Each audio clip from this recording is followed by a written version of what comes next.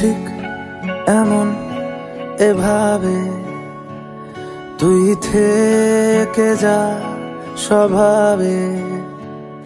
আমি বুঝেছি ক্ষতি নেই, আর তুই ছাড়া গতি নেই। ছুঁয়ে দে আঙুল, ফুটে যাবে ফুল, ভিজে যাবে গা। কথা দেওয়া থাক, গেলে যাবি চোখের বাইরে না।